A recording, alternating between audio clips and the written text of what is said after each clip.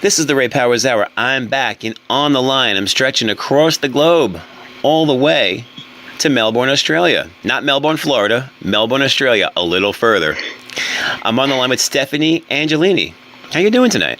Or today, actually. Hello, Ray. I'm good, thank you, Ray. How are you?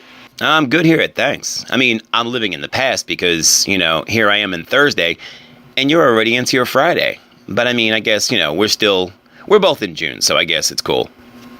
Exactly. So we're equal. Yeah, exactly. It's a 14-hour difference. It's amazing. It is, isn't it? And due to the power of technology, we can chat like this, and it didn't cost us $19 a second. No, that's it. Oh boy, we're very lucky. Yeah, I remember a time. But so how's everything out there? How you doing? Very good. Well, I've been very busy as always, just getting everything all organised and ready with all the new music coming up in my life, which is exciting. Yeah, you've got quite a buzz going, and you caused quite a stir here in America. We'll talk about that in a second. But now you're relatively young, quite young for the music industry, and especially today. You were born and bred in Melbourne, Australia, right? And then that's your hometown. That is my hometown, yeah. And you love it there.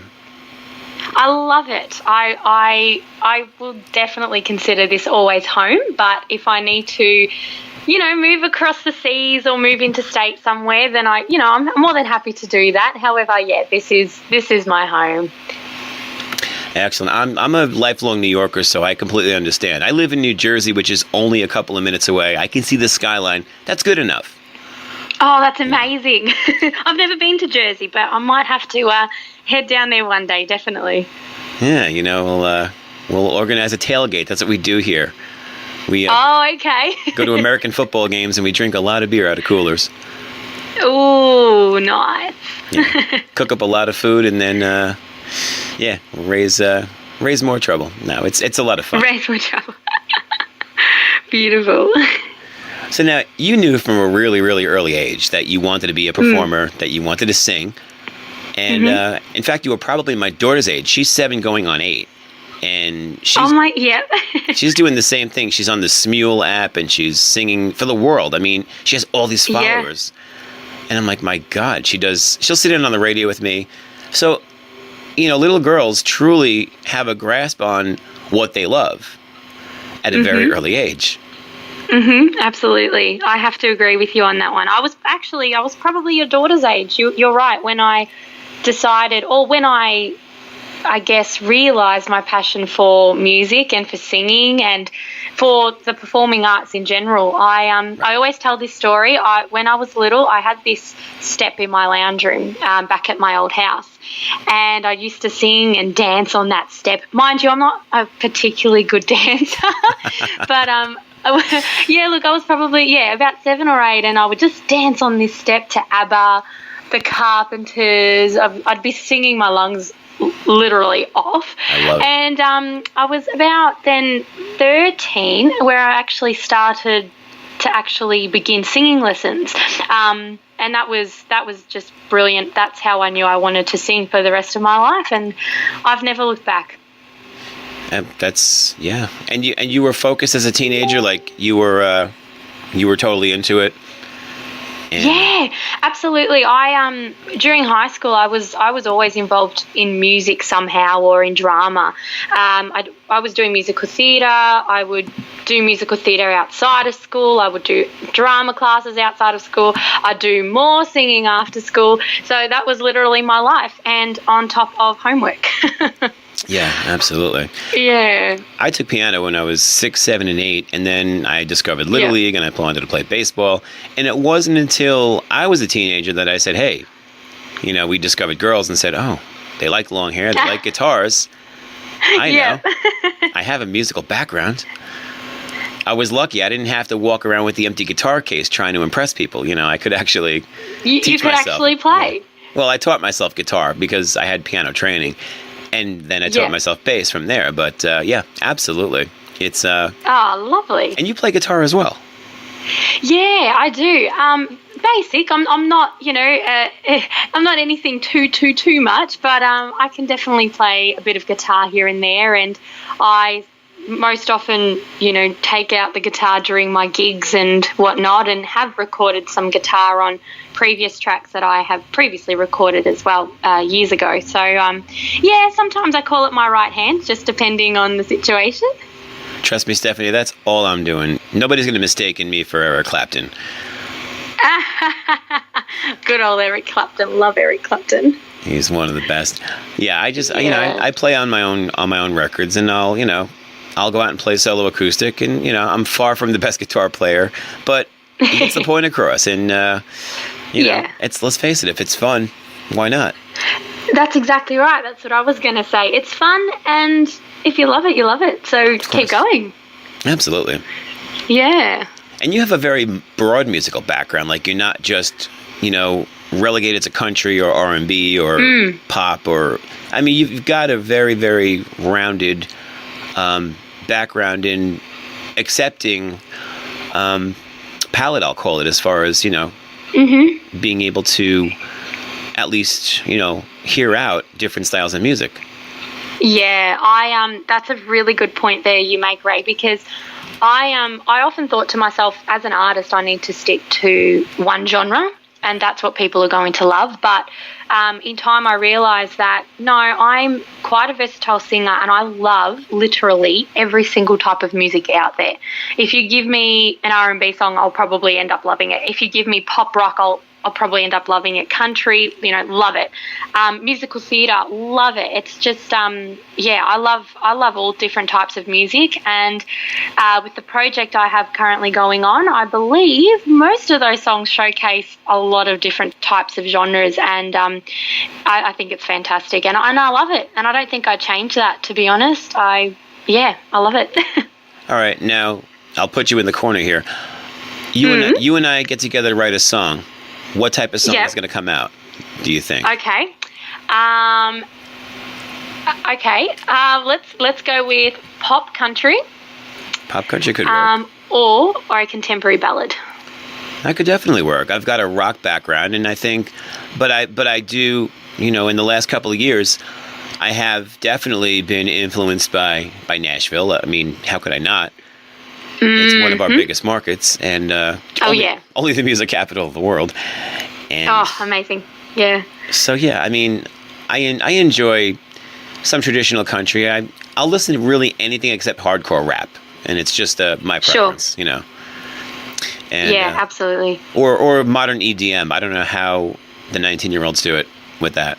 I can't. I tried it for about 8 seconds. It's all I lasted. I'm like, no, not for me. Not for you. Moving on. Yeah, I tried. I gave it a shot. I really did. That's it. You have to give, things a try. Yeah. Swedish death metal, EDM, hardcore rap, not quite my thing, But actually, I have to agree with you on the death metal stuff. I never understood why they would come out with these long, beautiful titles of their band and their songs, and then they put them in these fonts that you can't read. We need extra glasses, extra vision glasses. Beautiful might be the wrong word, but it's just overwrought and over ornate, and you just can't make out what they're trying to tell you.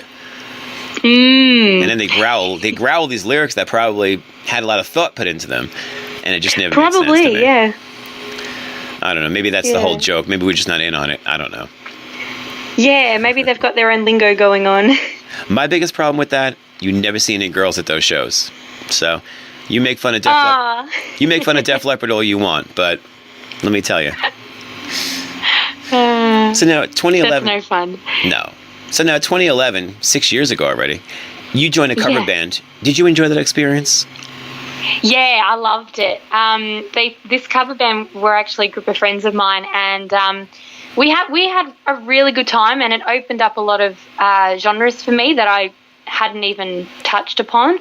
And then, about a year after that, I kind of thought, I want to branch out on my own and do my own thing and see how I go like that. And that's when I focused more on my guitar and really got that up to scratch and played that at my gigs, and as well as some backing track material currently today. So all cover songs at my gigs.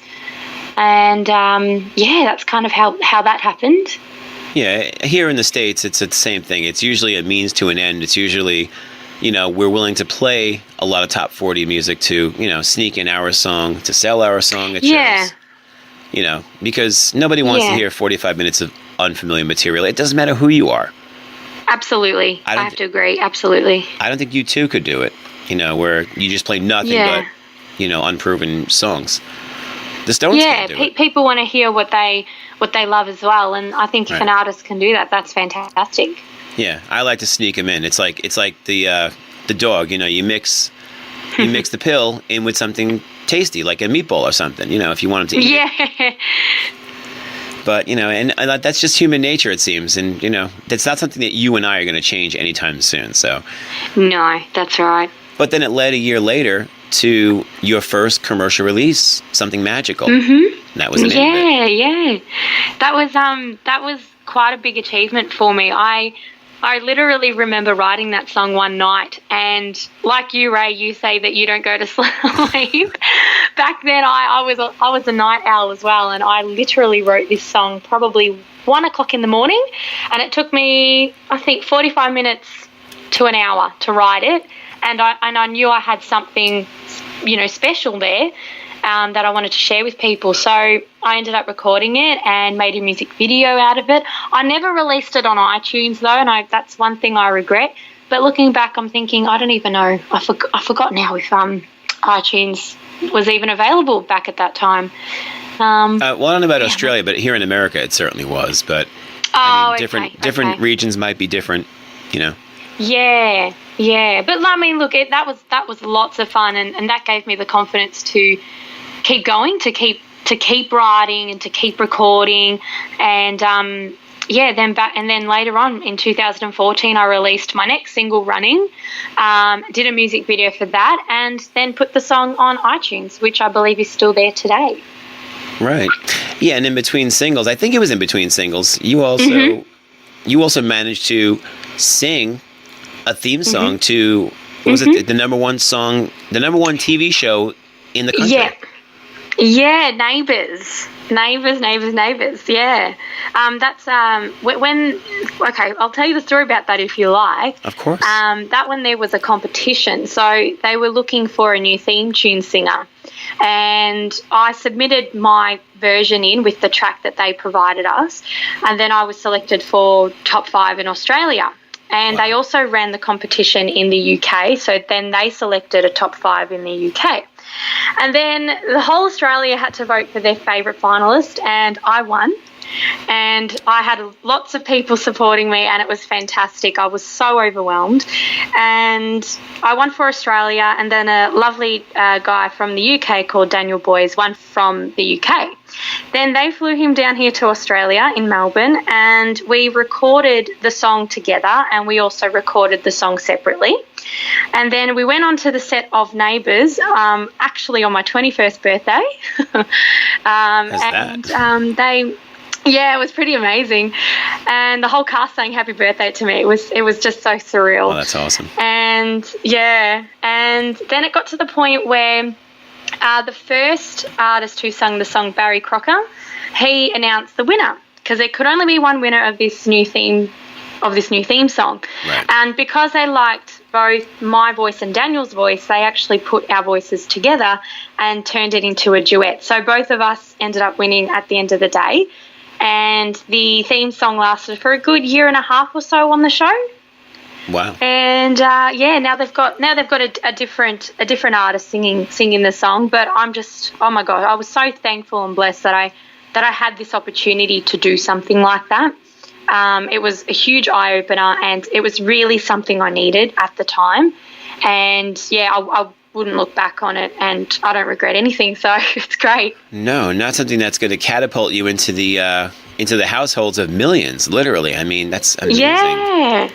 I mean, this theme song played all over Australia. It went to the UK. I think parts of Canada. I think they might be introducing Neighbours now, but I know they do play the show throughout the world in various countries. So just to know that my voice was on there and people all over the world would be hearing it was just incredible. So, yeah, very, very thankful.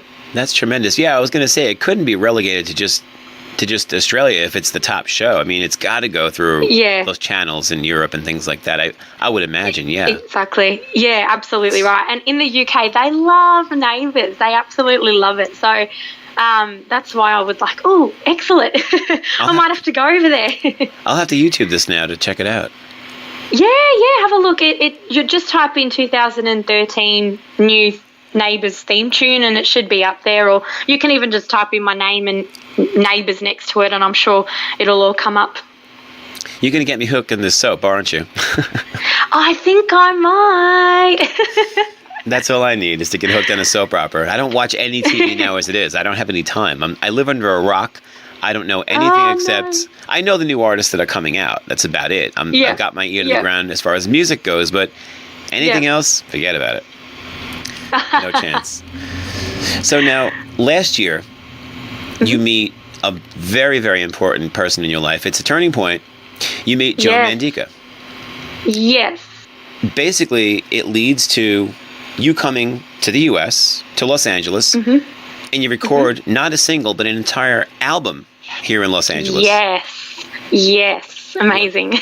Working with a million-selling producer. And the whole deal. Tell us about that. I mean, what's it like? Give us your welcome to America, welcome to Los Angeles story. Oh, okay, beautiful. So, well, what ended up happening was with Joe, I met him midway last year and we did a gig together.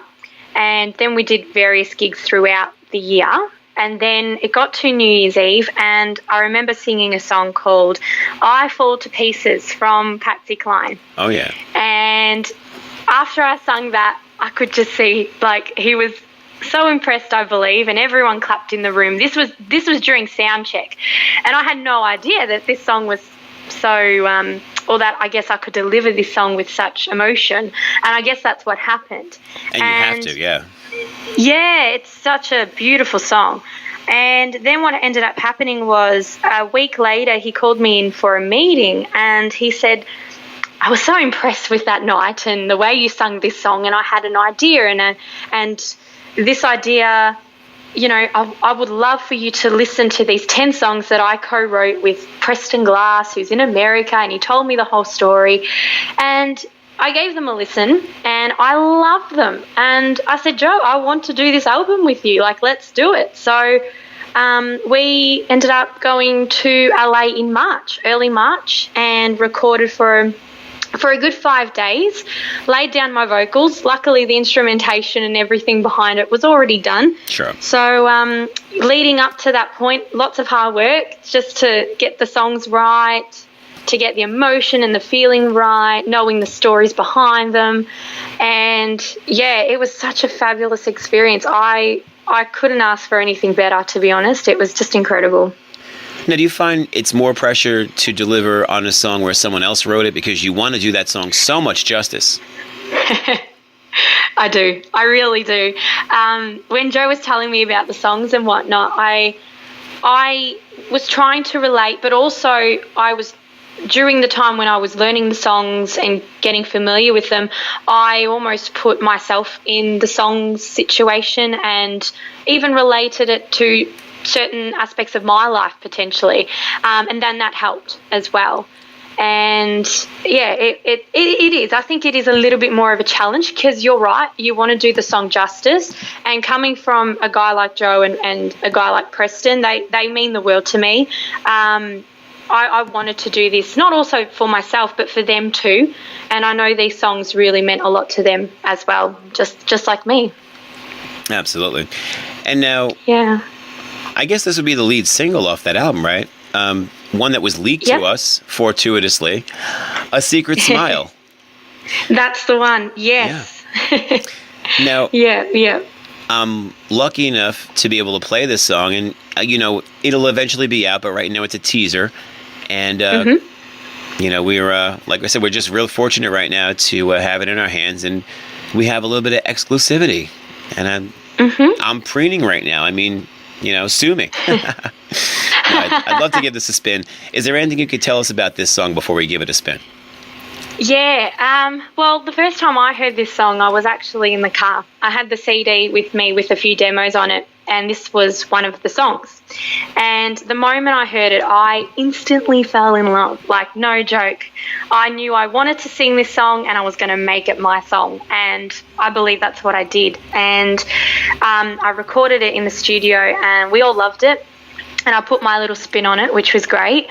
And the good news is with that song now is we've been doing a lot of promotion with it. And we've actually got it on #1 on Fame Music Radio with George, your friend. Yeah, and the lovely Russ. Yeah, and so this week it went up to #1, and it was sitting at about #6, and it went to #4, and then it went to #2, and then it went to #1. So I watched it hit #2, yeah. Yeah. So I'm so thankful for that, and I have such an incredible support base down here, and I couldn't thank my friends, my family, and followers as well, just for voting and for always being so supportive. It really means a lot to me and does not go unnoticed, that's for sure. And also the song A Secret Smile will be released soon on actual hard copy, on an actual single. It'll be a limited edition, so if people want it, they're going to have to get in fast before they all go, because we're only releasing a certain amount for the moment. But if they want to do that, they can hop on my website at www.stephanieangelini.com, or go on my Facebook page, Stephanie Angelini page, or Stephanie Angelini's page, something like that. I've got a few Facebook pages there. I think we all do. Yeah, I think that's right. And yeah, they can request the single there as well, because we're not releasing it on iTunes anytime soon, and the single will probably be out late June sometime. Wow, so you're going to have to clamor for it if you want a hard copy. I want in right after the show. Maybe while the song plays, I'm going to order it. That's what I'll do. Oh, I love it. Perfect. I'll write your name down. There you go. And everybody else out there listening, after you hear the song, or maybe during the song, you'll know why there's a clamor for A Secret Smile. My special guest on the line, Stephanie Angelini, calling all the way from Melbourne, Australia. This is A Secret Smile, right here on the Ray Powers Hour on the New Visions Radio Network. New Visions Radio, this is the Ray Powers Hour. You just heard A Secret Smile by my guest on the line, Stephanie Angelini. She's hanging out with us all the way from Australia. And, of course, she's saying, no, I'm hanging out with you, and you're all the way back in America, 14 hours behind us. That's right. You know, we were talking about it, how it's just unfair that you get New Year's first, and you get Christmas first, but then again, I guess we get last licks as far as enjoying it, so you have to look at the pros. But you and know cons. what the good thing is too? I can actually celebrate those occasions and then on that same day fly back to you guys then do it all over again. Oh, you can. Oh, yes. Yeah. You got to figure it out. You're clever. Def Leppard did the same thing.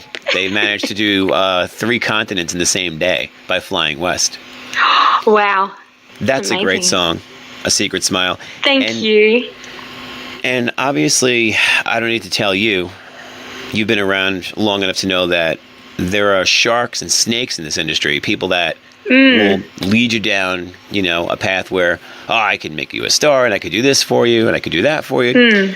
Joe Mandica clearly delivered on his promise.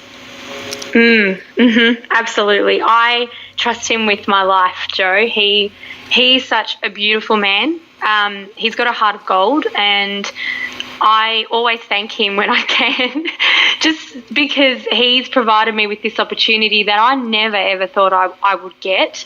Because I always used to think to myself, how could I do it? How do I record in America or in the UK or Canada or anywhere really for that matter? How do I produce an album? What do I have to do? Who do I have to contact? It's such a fickle industry, and there's so much involved, and people often just see the surface of it, and they actually don't see that there's actually a lot of layers that go with that, and a lot of it is hard work, and there's definitely no easy way out or no shortcuts. You really have to put in the hard work. Yeah, no, you have to work for every step, and you have to just keep on swimming. Because the minute you stop, you know, you're going to sink, and then people are going to pass you up. And the minute the public forgets about you, there's, you know, a very good chance you may not surface the same way again. Exactly right. Exactly right. You always have to be on your A game, right? Always. Yeah. So, you know, Joe delivered on his promise, and you delivered on yours to give every ounce you had and put forth this much anticipated album. We heard a piece of it, and I can't wait. Now, what's the album called? Or is there a title? Album, well, we're... I think with that Top one... secret? Potentially. I don't know if I'm allowed to reveal that information as yet. Okay. Now, does George know? Because if he knows... George, I don't actually think he does either. You might have to double check that one with Joe, because I know they talk amongst themselves a lot. Yeah. As long as he doesn't have the upper hand on me, because it's bad enough that he has it all the time anyway. The guy's a maven. Oh. Now I look up to lovely. George. He's been doing this for such a long time, and he's given me sage advice. And I've been doing FM for years, but I'm still a relative newcomer to internet radio. I mean, it's only been a couple of years. He's been doing it for a very long time. Yeah. So I always listen. I've got an open mind, and that's advice I could give you and anybody else. Always keep an open mind. We'll never know everything, and let's hope we never do. Because a day without learning, I couldn't imagine. Me either, to be honest. And we always have to keep learning and keep growing as an individual and in the crafts that we love in life. Right. And if you're learning, it means you're hanging out with people who are better than you, more seasoned, and it's only going to mean more success. So, you know, you never want to be... That's right. I have to agree with you. You never want to be that big fish in that stale, stagnant pond. You know, you want to be... you know, constantly growing. Well, I can't wait, Stephanie, for this album to hit. I'm going to go get the single now. And I suggest anybody out there listening in the chat room, you go get it too, because it seems like, you know, the copies are numbered, and once they're gone, who knows? Yeah, that's it. See what we're doing here? We're building we're building urgency here. That's what we're doing. Urgency, yes. Yeah, that's it. You need to get it now. Scarce quantities. Act now. Well, Stephanie, I could talk to you all night. I know you have a busy day ahead of you, and you know, I've always got something in the back of what I'm doing currently, so I can't thank you enough for joining me. Next time you come to America, whether it be Los Angeles, Nashville, New York, let us know, and we'll do this Beautiful, again. I will do. Or I'll just call Australia. That's, you know, I could do that too, and I could certainly come down that way. It's on my bucket list. You know what? You should definitely do that. And I do recommend that for anyone listening. If you haven't been to Australia, come down. It is literally an incredible country. There's so many beautiful parts that I haven't even experienced yet. And I have to even go around the whole of Australia. I've only been to Queensland and parts of New South Wales and Victoria, but I haven't even been to the other side of the coast or up north where it's really hot, where Uluru is, and that big rock that you guys might know about. Yeah, we've heard of it. Yeah, it's incredible. But definitely come down. Or if I go back to the States, I'll definitely come in and say hi. Fingers crossed. Awesome. Well, Stephanie, thank you so much. Stephanie Angelini, go get A Secret Smile hard copy. Visit www.stephanieangelini.com. You won't be sorry. Stephanie, thanks so much. Beautiful. Thank you, Ray. Have a good day. You too. The Ray Powers Hour. New Visions Radio.